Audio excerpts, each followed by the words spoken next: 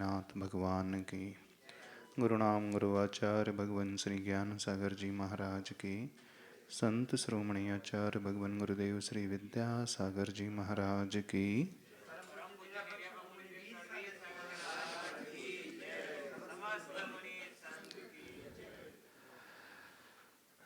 Topic चल रहा था रेजिलियंस,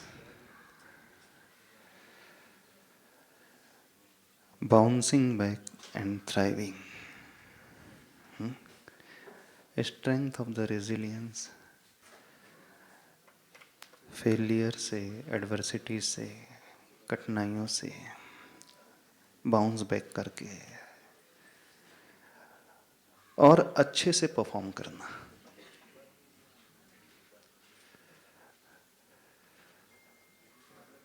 जब रबर बॉल को नीचे पटका जाता है, वो उतनी ही तेजी से बाउंस होती है, उछलती है, उछलती है ना। लेकिन जब फ्लोरिंग अच्छी हो, व्यवस्थित हो, तो ही वो बाउंस बैक कर सकती है। रेत के ऊपर उस रबर बॉल को फेंका जाए तो बाउंस बैक नहीं कर पाती हो। कीचड़ पर यदि उसे फेंका जाए तो उछलती तो है, लेकिन साथ में गंदगी भी लेकर के आ जाती है। जो व्यक्ति उससे फेंक रहा है, कीचड़ उस पर भी उछल करके आ जाती है। मिट्टी के ऊपर यदि उस रबर बॉल को फेंका जाए, बाउंस करती है, लेकिन उतनी अधिक नहीं करती। और सरफेस एकदम सॉलिड है, स्टोन पर यदि बाउंस इस पर फेंका जाए तो इतनी ही स्पीड से बाउंस बैक करती है। इस एग्जाम्पल में अपन जब देखने की कोशिश करते हैं, बॉल वही है, लेकिन इफेक्ट हर जगह अलग अलग आ रहा है। ऐसा ही थोड़ा सा हम सबके साथ भी है। एकदम से हम यह नहीं कह सकते कि उस बॉल पर ही सब कुछ डिपेंड करता है, अथवा उस फेंकने वाले पर ही डिपेंड करता है। सराउंडिंग पर भी कुछ इफेक्ट तो करता है। हमारे हाथ में क्या है? बॉल हमारे हाथ में है, उस प्रेशर से फेंकना हमारे हाथ में है, लेकिन एक सर्टेन एक्सटेंट तक सराउंडिंग को अच्छी बनाना भी हमारे हाथ में है। हम उस बॉल को तब तक नहीं फेंकेंगे जब तक सरफेस अच्छी ना हो। हम वेट करेंगे। कीचड़ वाली सरफेस मिल रही है और उस पर फेंक दिया जाए तो आप कह सकते हो कि क्या करूं, कीचड़ थी, उछल करके कीचड़ ही आएगी। रेत पर, बालू पर, सैंड में फेंका जाए तो आप कह सकते हो तो उसमें बाउंस हो ही नहीं सकती है। ठीक है, मानते हैं द्रव्य, क्षेत्र, काल का इफेक्ट होता है, लेकिन क्षेत्र को थोड़ा बहुत तो अपने अनुसार बनाया जा सकता है। कीचड़ के सूखने का इंतजार तो किया जा सकता है। सूर्य निकलने पर जब कीचड़ सूख जाती है तो वही सरफेस जो है अच्छी हो जाती है। सूर्य निकल जाता है, जो गीली मिट्टी होती है वो भी सूख जाती है, ड्राई हो जाती है। वहां पर भी हम बाउंस कर सकते हैं। बस कुछ ही कंडीशंस ऐसी होती हैं जो हमारे हाथ में नहीं होती। अब रेत है, रेत के ढेर को एकदम से हम नहीं बदल सकते। सर्टेन एक्सटेंट तक शायद उसमें भी हम कुछ कर सकते कि नहीं कर सकते, बताना। थोड़ी सी मिट्टी उस रेत के ऊपर डाल दी जाए, थोड़ा सा पानी उस पर डाल दिया जाए, अथवा थोड़ी सी सीमेंट डाल दी जाए, वही जो फिर आरसीसी का काम करने लगेगा, कंक्रीट बन जाएगा, वो बन जाता है ना, आप तो अच्छे से जानते होंगे मनीष जी। कंक्रीट बनाने के लिए उसे रेत की आवश्यकता होती है। जो रेत अभी तक हमारे लिए एकदम प्रतिकूल साबित हो रही थी, वही रेत सर्टेन परसेंटेज में यदि हम सीमेंट को उसमें मिक्स करें, हमारे लिए बेनिफिशियल साबित होने लगी। हो जाता है। सीमेंट के अभाव में वो रेत हमें बिल्कुल हेल्प नहीं कर रही थी, लेकिन सीमेंट मिलते ही अब वो हमारे लिए हेल्पफुल हो गई। जो हमारे अपोज में थी अब हमारे साथ चलने लगी। होता है। अब ये हमारे ऊपर डिपेंड करता है कि कंडीशन किस प्रकार की, और उस कंडीशन को कैसे हम अपने फेवरेबल बनाएं।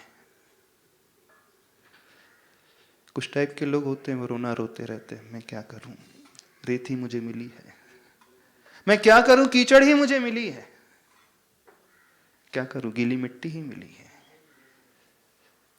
मैं सिल्वर स्पून लेकर पैदा नहीं हुआ हूं, सॉलिड सरफेस मिल जाए, जहां मैं बॉल फेंकूं तो अच्छे से वो बाउंस करे। कुछ लोगों की शिकायत होती है, होती नहीं होती। इसका रेजिलियंस पावर बहुत अच्छा होता है, और रेत को भी कंक्रीट के रूप में कन्वर्ट करना जानता है। अनफेवरेबल कंडीशन को फेवरेबल बनाना जानता है। अपोनेंट को अपने मित्र के रूप में बदलना बहुत अच्छे से समझता है, जानता है। और विपक्ष को पक्ष के रूप में कैसे बदला जाता है, आर्ट उसे आता है। आता है। नरेंद्र मोदी जी को देख लीजिए, गजब गजब की कला है। कैसे यूटिलाइज करना हर मोमेंट को, हर इवेंट को अपने रूप में बदल लेना। शायद ऐसा प्राइम मिनिस्टर अभी तक नहीं मिला। एक छोटी सी घटना को ग्लोबल कवरेज दिलवा देना। प्राण प्रतिष्ठा मंदिर की कोई बहुत बड़ी घटना नहीं आती। कई लोगों के जीवन में कई बार ऐसी घटनाएं आई होंगी, सबने किया हाँ प्राण प्रतिष्ठा हो रही है तो हम कर रहे हैं, लेकिन है गजब की प्लानिंग है, दिमाग तो है, अलग ही क्वालिटी का दिमाग है। जैसे चाणक्य का दिमाग होता था ना, बिल्कुल ऐसा ही है। जो रेजिलिएंट व्यक्ति होता है वो हर अनफेवरेबल सिचुएशन को अपने रूप में बदल लेता है। फिजिकल हो, मेंटल हो, फैमिली हो, सोशल हो, फाइनेंशियल हो, कोई भी परिस्थिति कैसी भी क्यों ना हो, वो अपने रूप में ढालना जानता है। वेट करता है, वो इंतजार करता है। यदि सीमेंट नहीं है तो इंतजार करेगा, वो सूर्य के निकलने का इंतजार करेगा, कीचड़ के सूखने का इंतजार करेगा, फिर बाद में प्रहार करेगा। बस हमें यही सीखना है, हम अपने आप को कैसे इस रूप में ढाल सकें। जब हम आचार्य भगवान के व्यक्तित्व को देखते हैं, राइट फ्रॉम द बिगिनिंग अभी तक, आचार्य भगवान का व्यक्तित्व एक अद्भुत व्यक्तित्व है। एक्स्ट्रा ऑर्डिनरी रेजिलिएंट पावर उनके भीतर है। एक्स्ट्रा ऑर्डिनरी नहीं, अभी की बात नहीं कर रहे हैं। यदि हम उस समय से देखें जब वो ब्रह्मचारी की अवस्था में थे, जब आचार्य ज्ञान सागर महाराज जी के पास मुनि ज्ञान सागर जी के पास आए भी नहीं थे। आचार्य देशभूषण महाराज जी के पास थे। कहाँ? कर्नाटक से है, नॉर्थ इंडिया में जयपुर में पहुंच गए। विहार करते करते पुनः उसी कर्नाटक क्षेत्र में जाना पड़ा, स्तव नदी क्षेत्र में जाना पड़ा। जब देखा कि परिवार के लोग, महावीर भैया, अभी जो उत्कृष्ट शाखा महाराज जी है ना, आप लोगों ने देखी होगी अंतरयात्री महापुरुष, वो मूवी देखी होगी, वो दृश्य भी देखा होगा। पेरेंट्स, पिता माता पिता के कहने पर जब उन्हें लेने के लिए आ गए तो उन्होंने समझ लिया परिस्थिति प्रतिकूल होने की पूरी संभावना है, क्योंकि वो जानते थे पिताजी का नेचर कैसा है, जानते थे। यदि कोई और व्यक्ति होता तो हमें नहीं पता क्या करता, लेकिन आचार्य भगवान ने जो किया सोच के परे, जो डिसीजन लिया बड़ा साहस भरा, अलग ही प्रकार का। जो रेजिलेंट व्यक्ति होता है हर नई परिस्थिति का सामना करने से कभी घबराता नहीं है, कूद पड़ता है, कूद जाता है। और आचार्य भगवान ऐसी जगह छलांग लगा गए जहां कुछ भी नहीं पता था। कुछ पता था? कुछ भी नहीं पता था, टोटली ब्लैंक थे। हमारे साथ, आपके साथ क्या होता है? सभी लोग कई बार सोचते विचारते हैं, प्रोज एंड कॉन्स, ना जाने कितना एनालिसिस करते रहते हैं, सिवाय एनालिसिस कुछ करते ही नहीं है, डिसीजन तो लेते ही नहीं। कदम उठाने की बात है तो उठाते ही नहीं है। पुनः साउथ को छोड़ करके राजस्थान आ गए। आ गए कि और एक ऐसे व्यक्तित्व के चरणों में अपने आप को समर्पित कर दिया। दोनों एज के हिसाब से देखे तो एक नॉर्थ एक साउथ, एक 20 इयर्स और एक अराउंड 75। Vast difference. जब आचार्य भगवान ने विद्याधर जी ने अपने आप को समर्पित किया, उनके मन में ये बात तो आई होगी कि जिनके चरणों में मैं अपने आप को समर्पित करने जा रहा हूं उनका सानिध्य मिलेगा कितना? नहीं आई होगी? क्या आई होगी? बताना। यदि आप हो तो उस जगह तो आप तुरंत गुणा भाग लगाते। मैं 20-21 का, यहाँ 70-75 तुरंत लगाता व्यक्ति गुणा भाग। लगाता कि नहीं? कितना सानिध्य मिलेगा, कब तक मिलेगा? जहां आप इन्वेस्ट करने जा रहे हो, अपने आप को सौंपने जा रहे हो, ठीक है, भावना बहुत अच्छी है उस व्यक्ति की, लेकिन कुछ कंडीशन ऐसी होती है जिन पर हमारा वश नहीं चलता। आयु पर हमारा वश नहीं चल सकता, आयु कर्म है। लेकिन आचार्य भगवान पूर्ण निडर, निर्भय, पूर्ण साहस के साथ, वहां बुद्धि बिल्कुल नहीं, दिमाग बिल्कुल नहीं आया, वहां सिर्फ हृदय आया, समर्पण का भाव आया।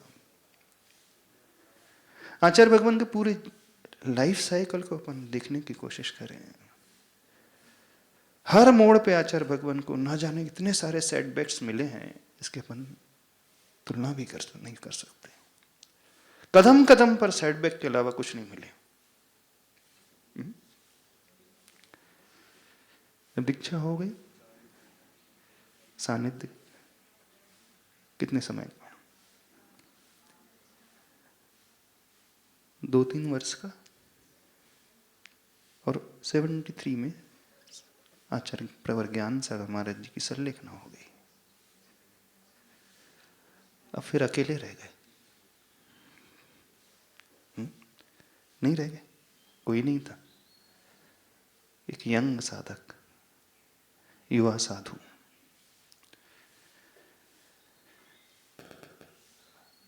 भाषा का जिन्हें ज्ञान शुरू में तो था ही नहीं, एक कन्नड़ भाषी हिंदी भाषी के पास आ जाते हैं। यह भी नहीं सोचा कि मुझे तो लैंग्वेज भी नहीं आती है, कम्युनिकेशन कैसे होगा। शिक्षा ग्रहण का उद्देश्य था, लेकिन शिक्षा को ग्रहण करने के लिए भी सबसे पहले तो लैंग्वेज की आवश्यकता होती है ना। मीडियम तो चाहिए, विदाउट मीडियम कैसे ग्रहण कर पाएंगे। भावों को ठीक है थोड़ा समझा जा सकता है, लेकिन जब सांगोपांग पूरा अध्ययन करना है तो सबसे पहले जो सीढ़ी होती है, वह माध्यम होता है, वो भाषा है। वो भी कूद पड़े और बहुत जल्दी सीख लिया।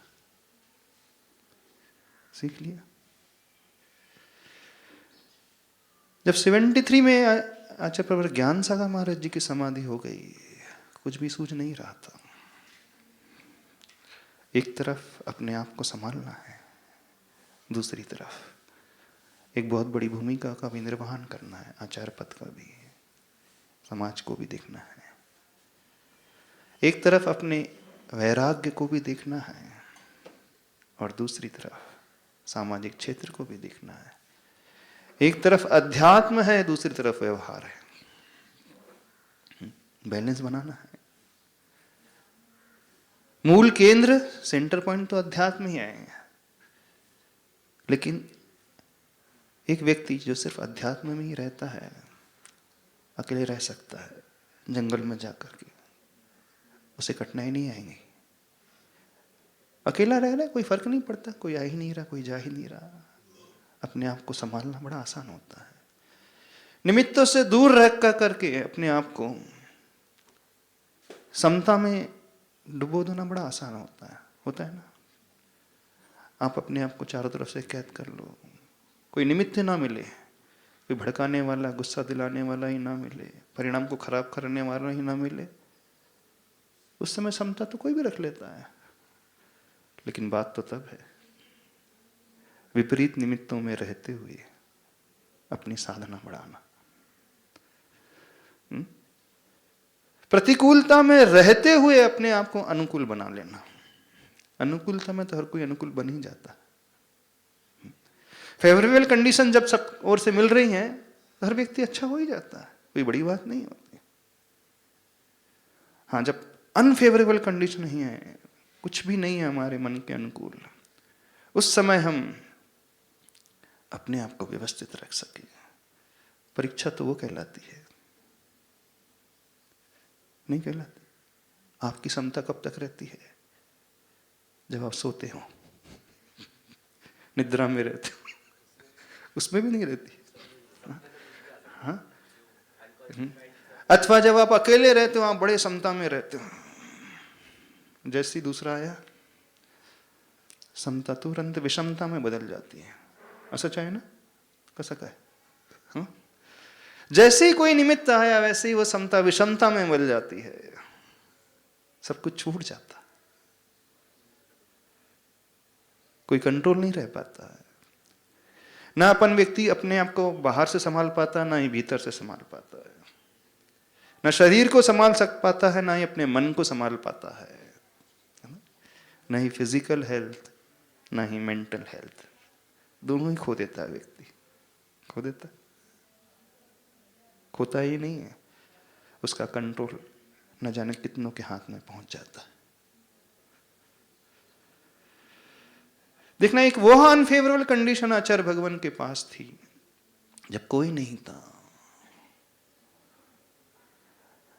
स्वयं को ही संभालना है, अंदर से परिणामों से संभालना ही नहीं है, विकास भी करना है, ऊपर भी चढ़ना है, विशुद्धि और बढ़ाना है, और साथ में एक बैलेंस बनाना है सराउंडिंग में रहते हुए। व्यवहार को निभाते हुए, समाज में रहते हुए।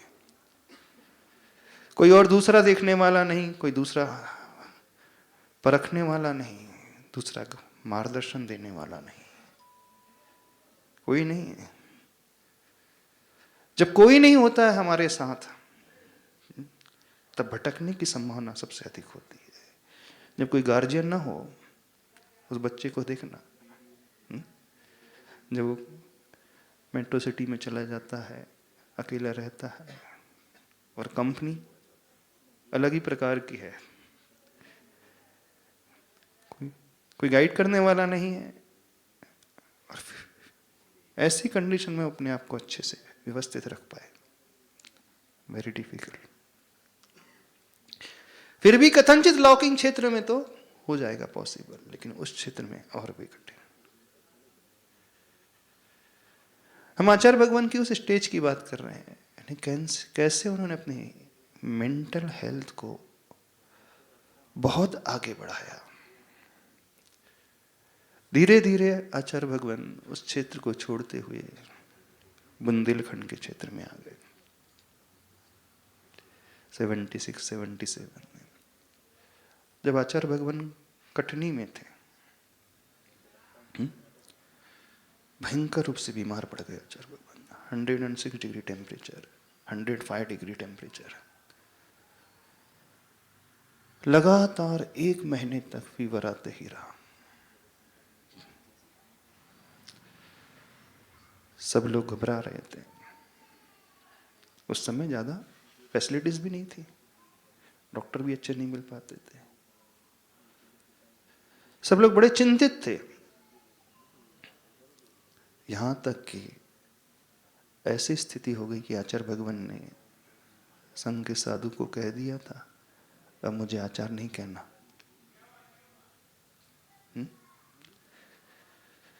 जो पंडित जी जगन मोहन लाल जी शास्त्री थे,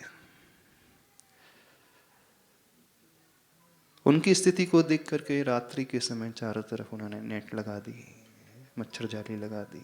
जब आचार्य भगवान ने देखा ये क्या है, बड़े अच्छे से कहा था, आपके शरीर में इतना ज्वर फैल चुका है, आपका शरीर इतना विषाक्त हो चुका है, आपके लिए नहीं लगाया था, यदि वो मच्छर काटते तो वो मर रहे थे।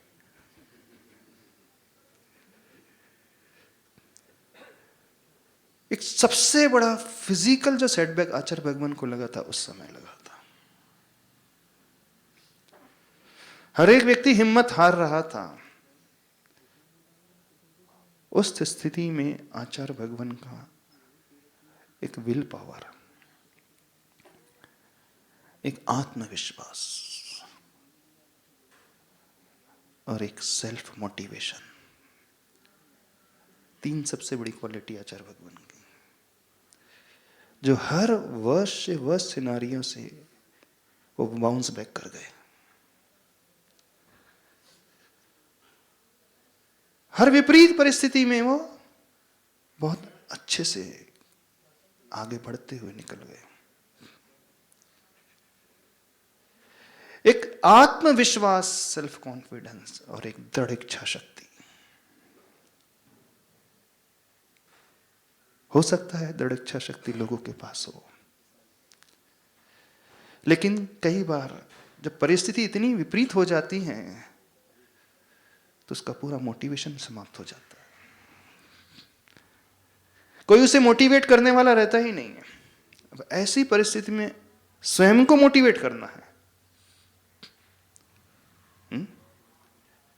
और हम देख रहे हैं बद से बदतर स्थिति होते जा रही है, शरीर गिरते चले जा रहा है, शक्ति नहीं है, यहां तक कि खड़ी होने की शक्ति भी ना हो और आहार लेना है। तो ऐसे भी समय आया है, एक अंजलि जल लिया और आचार्य भगवान को बैठना पड़ा, औषध भी नहीं ले पाए। सुनी होगी शायद वो घटना आपने, जब आचार्य भगवान इतने भयंकर रूप से बीमार पड़े थे और आचार्य भगवान के साथ बीमारी और साधना का चोली दामन का साथ है। बिल्कुल कह रहे हैं, ये आज की स्थिति नहीं है। फिजिकल हेल्थ उन्हें हर बार सेटबैक देते रहा है, लेकिन हर सेटबैक के बाद उनकी मेंटल हेल्थ और बढ़ी, बहुत बड़ी। बाहर भले ही कितनी भी कीचड़ क्यों नहीं निर्मित हो गई होगी, लेकिन अपने पेशेंस के बल पर उन्होंने उस कीचड़ को भी सॉलिड सरफेस के रूप में बदलने तक इंतजार किया। उछलना है, ऊपर उठना है, छलांग लगाना।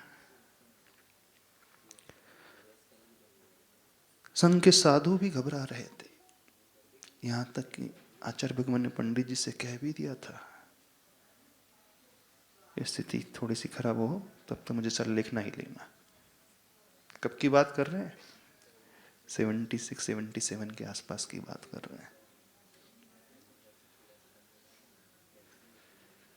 लेकिन 1 महीने के बाद आचार्य भगवान स्वस्थ हो गए और बड़े अच्छे से विहार आदि करने लगे। फिर नैनागिर में भी आचार्य भगवान का स्वास्थ्य बिगड़ा, और जब आचार्य भगवान को फीवर आता था तो छोटा मोटा आता ही नहीं, तो बड़े लोग के साथ हमेशा बड़ी चीज ही रहती है। हाँ, छोटा मोटा काम होता ही नहीं उनसे, बड़ी सोच, हर कार्य बड़ा, फीवर भी बड़ा। या आज जो फीवर आता है लोगों को प्राय 101, 102 तक ही आता है, बहुत हो तो 103 डिग्री तक, इतना ही आता है, इससे ज्यादा नहीं आता। लेकिन जब जब आचार्य भगवान को उस स्टार्टिंग फेज में आता था तो 104, 105 डिग्री, 106 तक ही आता था। बोले नहीं, महान लोगों की पहचान होती है, उनके साथ प्रतिकूलता भी महानता की इस तरह वाली ही होती है, छोटी मोटी मैच नहीं करती। या यूं कहें, महान लोग बड़ी प्रतिकूलता को बड़े अच्छे से इनवाइट करते हैं।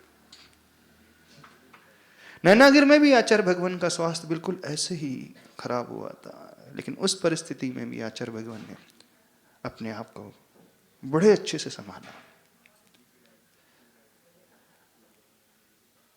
फिर एक बार की घटना है थुवन जी के चातुर्मास में, जब तो पूरा संघ था, कुछ वर्षों में सागर महाराज जी, योग सागर महाराज जी, सुधा सागर महाराज जी, सारे संघ। और उस समय के चातुर्मास से पूरा संघ बीमार पड़ा था, मात्र सुधा सागर महाराज जी थे जो निर्यापक सरमन, वो नहीं बीमार पड़े थे। और वो बीमारी भी महीनों महीनों की चलने वाली, लेकिन उसे भी वो ओवरकम कर गए। शारीरिक प्रतिकूलताएं कम नहीं है।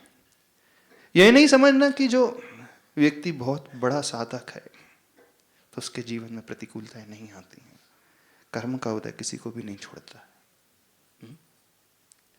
तीर्थंकरों को नहीं छोड़ा तो हमें और आपको क्या छोड़ देगा। लेकिन हम हैं कि हमेशा यही भावना भाते हैं, हे भगवान सब कुछ अच्छा रहे, मेरे साथ कुछ भी है अशुभ ना हो, है ना, यही बात है ना। और थोड़े में घबरा जाते हैं, टूट जाते हैं, अंदर ही अंदर हिल जाते हैं। देखो आचार्य भगवान के जीवन को देखो। जब साहित्य सृजन की बात आई, मूक माटी जो ग्रंथ उन्होंने लिखा, साहित्य क्षेत्र में रहने वाले अन्य लोगों ने टीका टिप्पणी की, इसका ना कोई छंद है, ना ये गद्य है, ना पद्य, को समझ में नहीं आता क्या है, कौन सी लय में लिखा गया है, कौन सी छंद में लिखा गया है।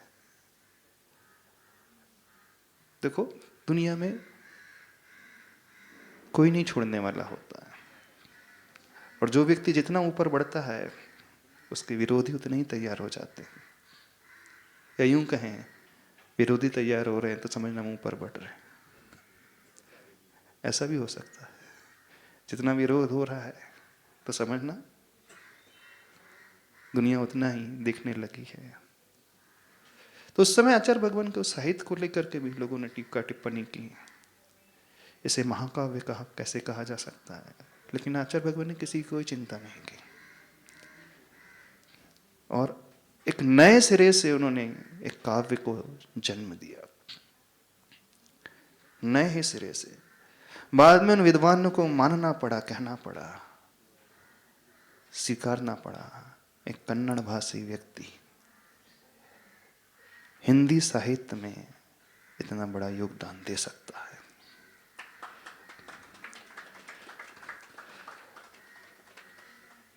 वहां छंद की बात ही नहीं, वहां विषय की बात है। जो विषय आचार्य भगवान ने लिया, जो वो देना चाह रहे हैं, वो अद्भुत दिया। और जिस पात्र को उन्होंने चुना, एक माटी, और मूक माटी का सृजन किया। जब वो तैयार हो गई, चारों तरफ उसकी प्रशंसा होने लगी, उसके भाव भंगिमा को लेकर। कहा जाता है महान लोगों की एक निशानी होती है, वो जो भी करते हैं अपने आप में एक माइलस्टोन बन जाता है। माइलस्टोन बन जाता है अपने आप में, कसौटी बन जाती है। वो लीक से हटकर करने वाले होते हैं, उनका उद्देश्य नहीं है कि मैं लीक से हट करके चलूं, उनका उद्देश्य तो भावों को लेकर के चलना है। फिर उसमें भाषा कोई बैरियर नहीं होता है, लैंग्वेज कोई बैरियर नहीं होती। हमारे तीर्थंकर भगवान जितने भी रहे हैं, उनकी दिव्य ध्वनि लोकल लैंग्वेज में खिलती रही, हमेशा पात्रों को देख करके खिलती रही। लोकल में रहने वाले लोग प्रकृति में रहने वाले थे, उनकी भाषा दिव्य ध्वनि मूल रूप से साहित्य सृजन जो हुआ है प्राकृत में हुआ। उनकी दिव्य ध्वनि सर्वार्ध माघ दिया वाली जो आती बात है, मागध जाति के देव जिसे प्रचारित कर देते हैं, सौर सैनी प्राकृत में ही जो बोलचाल की भाषा में। तो आचार्य भगवान ने जो चुनाव किया, नहीं बड़े बड़े छंदों की बात नहीं, क्लिष्ट शब्दों की बात नहीं, सामान्य से शब्द। अल्टीमेटली हमें अपना संदेश देना है, हमें अपने भावों को दूसरों तक पहुंचाना है। हमें शब्दों की सुंदरता, शब्दों के चुनाव में नहीं अटकना है। हमारा उद्देश्य कुछ और ही है, और उस उद्देश्य को लेकर के, भले ही वह उद्देश्य उस रूप में पहले किसी ने न दिया हो, लेकिन आचार्य भगवान निडरता से आगे बढ़ गए और दे दिया। और जब वो मुख माटी का आया, न जाने कितनी यूनिवर्सिटीज में सिलेबस में आ गया। लोग उनकी तुलना उस युग के कवियों से करने लगे, माँ कवि कालिदास आदि से करने लगे, बिल्कुल ऐसे ही। और हम आगे बढ़कर के देखते हैं आचार्य भगवान के जीवन को। सन 2000 के आसपास फिर आचार्य भगवान को एक रोग हुआ था, है ना, हर्पीस, अमरकंटक में। बहुत वेदना होती है, भयंकर पीड़ा होती है। यदि किसी ने फेस किया होगा वो समझ सकता है। हुआ किसी को? हुआ आपको हर्पीस? अच्छा, कैसी वेदना होती? बहुत वेदना होती। ऐसा लगता है सांप की भांति ही वो वेदना की लहर चलती है। और जब आचार्य भगवान को हुआ था तो बहुत सारे वैद्य तो समझ ही नहीं पाए, लोग समझ ही नहीं पाए कि कौन सी बीमारी हुई, और तरह तरह के ट्रायल उनके ऊपर चलने लगे। आचार्य भगवान जिस क्षेत्र में थे उस समय वो आदिवासी क्षेत्र कहलाता है। लोग तरह तरह की जड़ी बूटियां लेकर के आ गए और उस शरीर पर घिस करके उससे इलाज करने लगे। आचार्य भगवान बताते हैं कि जब हवा चलती थी ऐसा लगता था मानो किसी ने जल घावों पर नमक छिड़क दिया हो। घावों पर यदि कोई नमक मिर्ची छिड़क दे तो कितनी वेदना होती है। स्पर्श करने वाली हवा भी जब इस प्रकार की होती थी तो वेदना तीव्र होती थी, लेकिन उस वेदना को बड़ी समता से, उन एक्सपेरिमेंट्स को भी समता से झेलते रहे। तरह तरह के वैद्य आकर के करते रहे। कोई फर्क नहीं पड़ा, कोई अंतर नहीं पड़ा। और 15, 20, 21 दिन के बाद पुनः रिकवर कर गए। और जब आचार्य भगवान उस पेंडा रोड से चतुर्मास के लिए अमरकंटक जा रहे थे, ये चढ़ाई थी, शरीर एकदम कमजोर हो चुका था। आचार्य भगवान के मुख से कुछ वाक्य निकले थे, पैरों में कहाँ दम था, वो तो इरादों ने पहाड़ चढ़ा दिया। पैरों में कहाँ दम था, वो तो इरादों ने पहाड़ चढ़ा दिया। जो रेजिलिएंट व्यक्ति होता है ना, वो हमेशा सिर्फ अपने हौसले को लेकर के चलने वाला होता है, शरीर की ओर देखने वाला होता ही नहीं। सबसे बड़ी विशेषता उस व्यक्तित्व की यही होती है। और अच्छे अच्छे डॉक्टर आकर के हतप्रभ रह जाते हैं, आश्चर्य से भर जाते हैं। आचार्य भगवान के जीवन में विपरीतताएं हर प्रकार की रही। 2006 में जब कुंडलपुर के बड़े बाबा की बात आई, स्थानांतर करने की बात आई, सिंहासन देने की बात आई, उस समय तो सारी गवर्नमेंट विपरीत थी। पुरातत्व विभाग वो विपरीत दिशा में खड़ा हुआ था। नियम कानून विपरीत दिशा में खड़े हुए थे। एक सामान्य से लोग विपरीत हो तो बात अलग हो, लेकिन जब राज्य ही विपरीत दिशा में खड़ा हो जाए, विरोधी बन करके खड़ा हो जाए, सारे रूल्स और रेगुलेशन आपके विरुद्ध खड़े हो जाएं, उस समय व्यक्ति का मॉरल डाउन बड़ी आसानी से हो सकता है, हो जाता है, नहीं होता, बिल्कुल हो जाता है। लेकिन वह घटनाक्रम भी आप लोगों को पता होगा, जब मिलिट्री भी आ गई थी, सब कुछ विपरीत था, यहां तक कि संघ में रहने वाले सदस्य भी आशंकित थे। उस समय सिर्फ एक ही व्यक्तित्व ऐसा था जो पॉजिटिविटी को लेकर खड़ा था, और वो आचार्य भगवान थे। आचार्य भगवान ने कहा, मेरे जीवन भर की साधना यदि दांव पे लगती तो लग जाने दो। सारा माहौल दूसरी दिशा की ओर, मुझे कोई अंतर नहीं पड़ता है, लेकिन जो ठान लिया सो ठान लिया। धर्म के लिए, प्रभु के लिए, प्रभु भक्ति के लिए जीवन जाता है तो जाने दें। हर बार अपन मरे हैं, हर भाव में शरीर मिला है, हर बार मरण को अंगीकार किया है, लेकिन मोह के लिए अंगीकार किया है। परिवार के लिए मौत को गले लगाया है, शरीर के सुख सुविधाओं के लिए अपनाया है ना। मोह से प्रभावित होकर के बच्चों को याद करते हुए, पति पत्नी को याद करते हुए, प्रॉपर्टी घर मकान को याद करते हुए प्राणों को छोड़ा है। बहुत विरला वक्त मिलता है जब प्रभु के लिए मरने का अवसर है। धर्म के लिए प्राण न्यौछावर करने की बात आ जाए, यदि प्राण न्यौछावर भी होते हैं तो हो जाए, कोई फर्क नहीं पड़ता, कोई अंतर नहीं। उस समय आचार्य भगवान की जो दृढ़ इच्छा शक्ति, जो उनका डिटर्मिनेशन था, बस उसी डिटर्मिनेशन के बल पर धीरे धीरे जो लोग आशंकित थे वह भी उनके साथ आकर खड़े होने लगे, बिल्कुल खड़े हो गए उनके साथ। कोई सामान्य व्यक्ति होता तो ना जाने कब मैदान छोड़ करके चला गया होता, सरेंडर कर दिया होता। तो उसने, जो होगा सो होगा, अपन को क्या करना, हम तो भावना ही भा सकते हैं। व्यक्ति कह सकता था, हमारी भावना है अब, लेकिन जो हमारे बस में है ही नहीं, तुम क्या करें, हम सरेंडर कर देते हैं।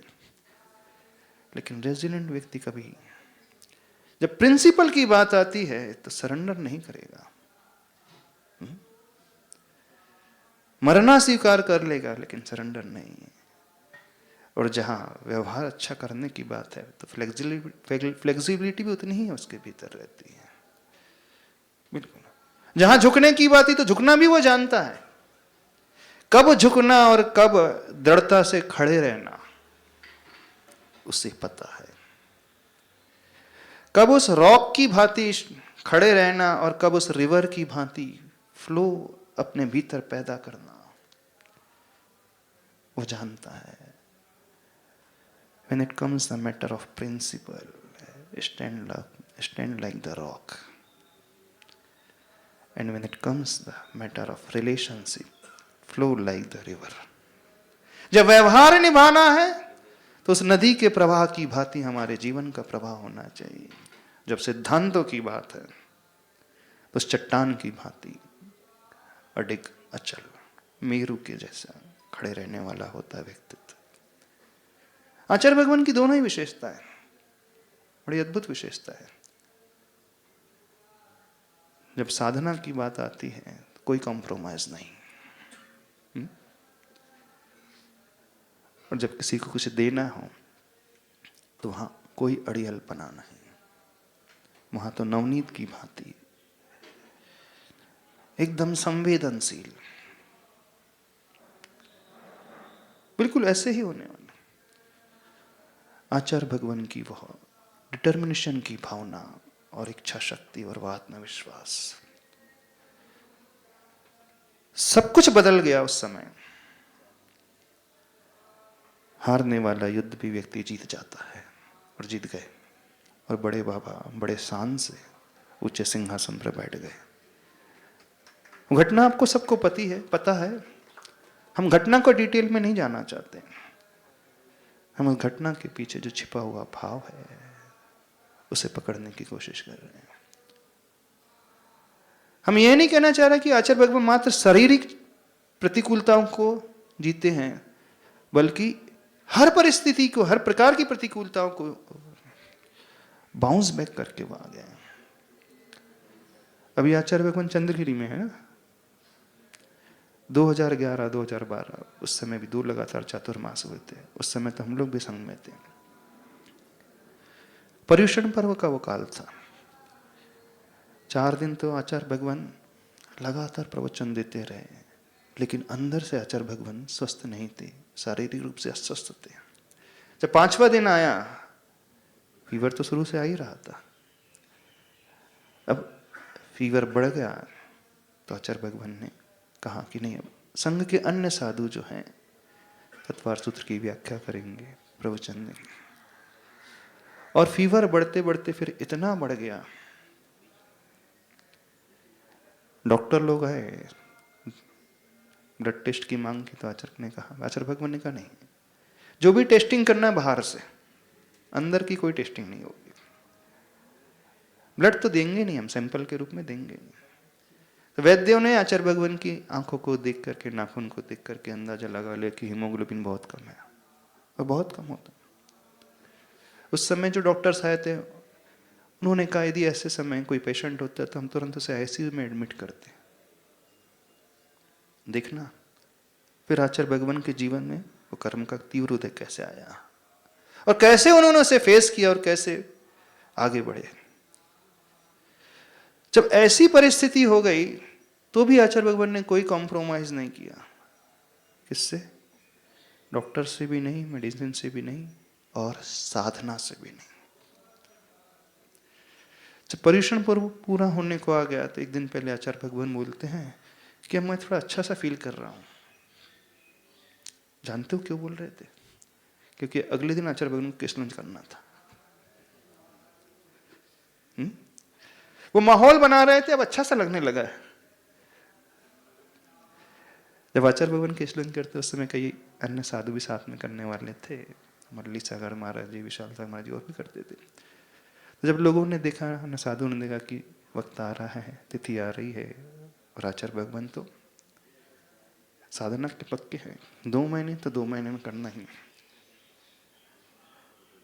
पोस्टपोन तो होने की बात कभी होगी नहीं, प्रीपोन अवश्य हो जाएगा। 2 महीने से पहले हो जाएगा, लेकिन बाद में तो होना ही नहीं है। भले ही शरीर कितना भी साथ क्यों ना दे रहा हो, शरीर में कमजोरी क्यों ना आ गई हो, शिथिलता क्यों नहीं आ गई हो, लेकिन साधना में कोई शिथिलता नहीं। तो जब ऐसा उनका शरीर हो गया था, अंदर से फीवर था, लेकिन बाहर वो ये भाव दिखा रहे थे कि अब सब कुछ व्यवस्थित हो गया है। अन्य संघ के साधुओं ने इस भावना से केशलित नहीं ली कि कल डेट है तो आचार्य भगवान को याद ना आ जाए, इस कारण अपन आचार्य भगवान से केशलित मांगते ही नहीं। लेकिन आचार्य भगवान बिल्कुल नहीं भूले। सबसे पहले भक्ति के बाद प्रशास्त्र का मुनि महाराज जी को बुलाते, वो राख लेकर के आना। हम क्या बताने जा रहे हैं आपको? यदि 2 दिन आचार्य भगवान डिले कर देते कोई फर्क नहीं पड़ता, कोई दोष नहीं लगता साधना में। मूलाचार ग्रंथ में आता है 2 महीने से 2 दिन 4 दिन आगे पीछे भी करो तो वो उत्कृष्ट साधना ही मानी जाती है। लेकिन नहीं, तुरंत उन्होंने केशलोंज कर लिए और करने के पश्चात वैयावृत्ति आदि भी कुछ नहीं करा। और उस फीवर की कंडीशन में जब वो पूरा प्रीमाइसिस मानो एक हॉस्पिटल का वार्ड ही बन गया था, उस समय की हम बात कर रहे हैं, ऐसी स्थिति हो गई थी। शरीर साथ नहीं दे रहा था, लेकिन मन एकदम बलवान था, मजबूत था। और उस परिस्थिति को भी आचार्य भगवान बड़े अच्छे से पार कर गए। उसके बाद तो हम लोग संघ से बाहर चले गए थे। अब हम उस बात को बताना चाहते हैं 2017 की, जब रामटेक चातुर्मास की बात है। अभी तक जो स्वास्थ्य गिर रहा था वो इतना नहीं गिर रहा था। जब ड्रास्टिक चेंज आना शुरू हुआ आचार्य भगवान के स्वास्थ्य में 2017 से,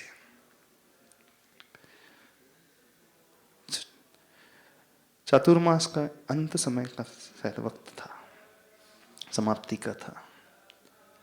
उस समय आचार्य भगवान का स्वास्थ्य अब अलग तरीके से गिरने लगा था। आचार्य भगवान को थोड़ी सी मूर्छा जैसी भी आने लगी थी। और एक दिन तो ये हुआ कि बीच में ही आहार छोड़ना पड़ा और बैठना पड़ा। मूर्छित जैसे हो गए थे आचार्य भगवान। पूरा संघ घबरा रहा था, अब क्या होगा, क्योंकि ये कंडीशन पहली बार हुई थी। और दिवाली का दिन आने वाला था। संघ का नियम है निष्ठापन में, चातुर्मास निष्ठापन में तो उपवास करते ही हैं। पूरे संघ ने देखा कि आचार्य भगवान का स्वास्थ्य एकदम खराब है। लास्ट 1 वीक से आचार्य भगवान के आहार हो ही नहीं रहे थे। और अगले 2 दिन बाद दिवाली थी, उससे ठीक पहले आचार्य भगवान को चक्कर जैसे आ गए। चारों तरफ नमोकार मंत्र का पाठ, जाप, शांति विधान, शांति धारा शुरू हो गई। जो भी संघ बाहर थे, हर एक व्यक्ति, मुनिराज, आर्यिका, ब्रह्मचारी, ब्रह्मचारिणी, श्रावक, श्राविका, हर एक व्यक्ति भावना भाने लगा। चतुर्मास का अंत का दिन सब संघ ने डिसाइड किया अपन इस बार कोई उपवास नहीं लेंगे। तो सबने एक दिन पहले प्रत्याख्यान यानी आहार के लिए कह दिया। जब भक्ति हो गई तो आचार्य भगवान ने कहा, मैंने तो अपने उपवास का संकल्प कल ग्रहण कर ही लिया है, अब आप लोग देख लो आप लोगों को करना है कि नहीं। क्यों? बात समझ रहे हो क्या है? एक सबसे बड़ा सेटबैक था रामटेक का। उस स्थिति में आचार्य भगवान ने उपवास किया, रिकवर थोड़ा सा किया और तुरंत वहां से विहार कर दिया। एक सबसे बड़ी विशेषता आचार्य भगवान की। जब भी आचार्य भगवान दिखते हैं कि स्वास्थ्य गड़बड़ा रहा है, तो तुरंत वो कीचड़ वाले क्षेत्र को छोड़ करके विहार करके वो सॉलिड सरफेस वाले क्षेत्र में आ जाते हैं।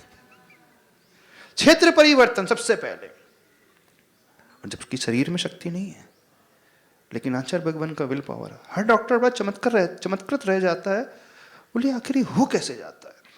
उनके पास कोई मेडिसिन नहीं, कोई दवाई नहीं। उन्हें तो ये भी संदेह होने लगता कोई दैवी शक्ति शायद कोई काम कर रही है। दैवी शक्ति नहीं, उनकी मानसिक शक्ति। और वो जब डॉक्टर बोल रहे थे अब तो यहीं रुकना पड़ेगा 2-3 महीने, हम आचार्य भगवान कहीं नहीं जा सकते क्योंकि शरीर ही साथ नहीं दे रहा है, विहार तो हो ही नहीं सकता। हर बार जब लोग आश्वस्त हो जाते हैं, आचार्य भगवान हमेशा चकमा देते हैं। विहार करके सीधे वो डोंगर गांव पहुंचे थे पंच कल्याण कराने, फिर डोंगरगढ़ आए थे। देखा है आपने? एक वो भी पीरियड था। अभी ये वर्स्ट पीरियड था, अभी वर्स्ट नहीं आया था। वर्स्ट पीरियड तो आया इंदौर के चतुर्मास में, रेवती रेंज में। वो वर्स्ट से वर्स्ट सिनेरियो था। उस समय तो संघ में कोई ज्यादा साधु भी नहीं थे। सबसे बड़े साधु थे तो सौम्य सागर महाराज जी थे। मुनियों में 6-7 मुनि राज जी थे। सौम्य सागर महाराज जी से सुनना, उन्होंने जो सेवा की, भैया वृत्ति की, आचार्य भगवान की, सारे संघ के साधुओं ने की। पूरे 4 महीने जो आचार्य भगवान का स्वास्थ्य गिरा है, जब ये सुनाते हैं तो आंखों से आंसू आ जाते हैं। बिल्कुल आंखों से आंसू हो जाते हैं कि ऐसा भी स्वास्थ्य गिर सकता है। शरीर के अलावा कुछ भी काम नहीं कर रहा, शरीर भी काम नहीं कर रहा था। बार बार आचार्य भगवान का मन भी इस प्रकार का था, चक्कर जैसे आते थे, कोई कंट्रोल नहीं। मानो वहां पर प्रकृतिकृत उपसर्ग, देवकृत उपसर्ग, मनुष्यकृत उपसर्ग, तिर्यंचकृत उपसर्ग, चारों प्रकार के उपसर्ग थे वहां पर। उस समय हर व्यक्ति घबरा गया था। हर व्यक्ति, हर डॉक्टर, हर एक श्रावक, सब तरह तरह की अटकलें लगाने लगे थे। अब क्या होगा, क्या होगा। उस समय का दृश्य है। उस समय आचार्य भगवान ने बाउंस बैक किया, और जब बाउंस बैक किया तो तुरंत विहार करते इंदौर नगरी में पंचकल्याण कराना। इतना ही कर्मों ने उनको सताया, इतना ऐसा ही नहीं है। फिर जबलपुर आए, जबलपुर के चतुर्मास में फिर उनके पैर में चोट लग गई। लोगों ने कहा हेयरलाइन फ्रैक्चर है, यूरिक एसिड बढ़ा हुआ है, अब तो रेस्ट करेंगे आचार्य भगवान। चतुर्मास समाप्त हुआ, विहार करते गए, सीधे कुंडलपुर पहुंच गए बड़े बाबा के महोत्सव में। वहां तो हम लोगों ने देखा आचार्य भगवान को, शायद आप लोगों ने भी सबने देखा होगा। अंदर से खुश थे, लेकिन शरीर वहां भी साथ नहीं दे रहा था। वहां से पेंडोल तक पहुंचने के लिए 1 किलोमीटर की जर्नी में 4 बार बैठना पड़ता था। एक वह काल था जब शरीर इतना कमजोर हो गया कि डोली अपनाना पड़ा। वो बहुत सारे उपसर्ग भी झेले, सभी प्रकार के उपसर्ग वहां पर भी झेलना पड़े हैं। लेकिन गजब की बात है उनकी मानसिकता। फिर बाउंस बैक किया और गए तो डोली से थे, रैली पटनागंज। अब सर भगवान तो हमेशा डोली से ही विहार करेंगे, लेकिन क्या बात है, 700 किलोमीटर का विहार करते हुए अपने पैरों से सिरपुर चातुर्मास करने आए। सिरपुर चातुर्मास करने आए। अभी भी कर्मों ने छोड़ा नहीं है। फिर एक घटना घटी जब अमरकंटक गए विहार करते हुए, अमरकंटक पंचकल्याणक में।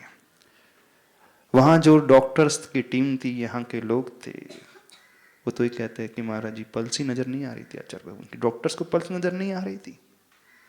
आचार्य भगवान फिर वहां पे मूर्छित जैसे हो गए थे कई बार। अब तरह तरह की अटकलें फिर से प्रारंभ हो गई। हर एक व्यक्ति घबरा रहा था, डॉक्टर भी घबरा रहे थे। पंचकल्याण समाप्त हुआ, नेक्स्ट डे आचार्य भगवान अपने पैरों पे खड़े हो गए। खड़े नहीं हो गए, बोले चलो विहार करना। अब सब लोग कह रहे हैं आखिर ये मिरेकल हो कैसे रहा है, ये चमत्कार घटित हो कैसे रहा है, क्योंकि डॉक्टर के बस की बात नहीं, उनके समझ में नहीं आ रहा है। बोले इम्पॉसिबल है, हो ही नहीं सकता। जो व्यक्ति कल तक मूर्छित जैसे, जिसकी पल्स पकड़ में ना आ रही हो, समझ ही में नहीं आ रहा क्या है, और आज अपने पैरों पर खड़ा नहीं है बल्कि चल रहा है, ये कैसे संभव हो गया है? सिर्फ और सिर्फ उनका विल पावर। सिर्फ और सिर्फ उनका सेल्फ मोटिवेट करने का जो उनका पुरुषार्थ, दृढ़ इच्छा शक्ति और उनका स्वयं का सेल्फ कॉन्फिडेंस। शरीर एकदम शिथिल, शरीर में कोई जान नहीं, लेकिन आत्मा में जो भेद विज्ञान की भावना है, आत्मविज्ञान की भावना है, आत्मविश्वास की भावना है, बस वही आत्मविश्वास उन्हें सब कुछ करवा देता है। फिर वह एक बार डॉक्टर की सारी टीम हतप्रत रह गई। विहार करते हुए आचार्य भगवान पुनः डूंगरगढ़ा चंद्रगिरी आ गए। अब फिर से एक बार आचार्य भगवान के कर्म का तीव्र उदय आ गया। अब आचार्य भगवान फिर से बीमार पड़ गए, पीलिया हो गया। पर विश्वास मानो, इस बार भी आचार्य भगवान पुनः बाउंस बैक करेंगे, अच्छे से बाउंस बैक करेंगे, और ऐसा बाउंस बैक करेंगे कि लोग फिर से आश्चर्यचकित हो जाएंगे। घटना हम बता रहे हैं।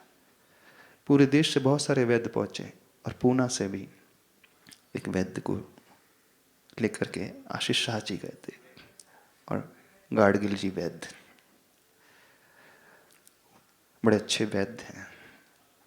35 साल से उनकी बड़ी अच्छी प्रैक्टिस है, सामान्य वैद्य नहीं है। अभी बॉम्बे में एक लेक्चर था उनका, G24 समिट में एक लेक्चर देने गए थे ना।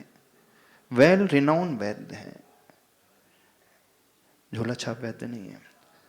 जब आचार्य भगवान को देखने भी चंद्रगिरी गए थे, आशीष शाह जी बता रहे थे हमको वहां से लौट करके, 1 घंटे तक आचार्य भगवान से चर्चा करते रहे।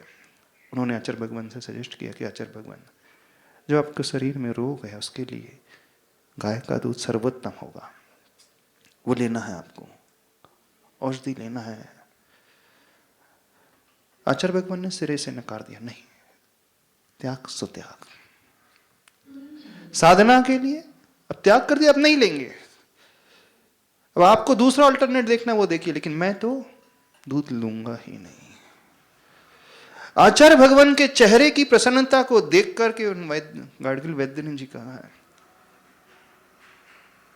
कि इनका विल पावर इतना गजब का है, हमारी दवाई, हमारा पथ्य कोई मैटर ही नहीं करेगा। देख लेना, कुछ दिनों में बहुत अच्छे जल्दी रिकवर कर जाएंगे, अपने विल पावर के बल पर रिकवर कर जाएंगे। और सुनने में आया 2-3 दिन से आचार्य भगवान का स्वास्थ्य थोड़ा सा इंप्रूव हो रहा है।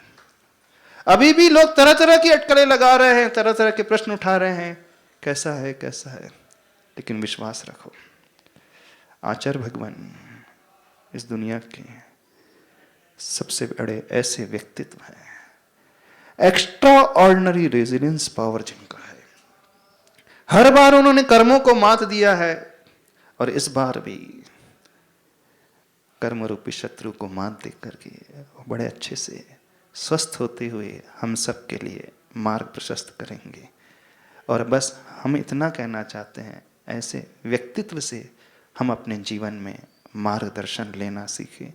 जब जब हमारे जीवन में कोई भी शारीरिक प्रतिकूलता आ जाए, बाहर की अन्य कोई भी प्रतिकूलता आ जाए, तो जो हम अपनी हिम्मत तोड़ देते हैं, हिम्मत नहीं तोड़ना, सिर्फ उन गुरुवर को देखना और उस सराउंडिंग को जो अनफेवरेबल है कैसे फेवरेबल के रूप में कन्वर्ट करना, बस यह सीखना है। इतना ही करना भी पर्याप्त समझते हैं।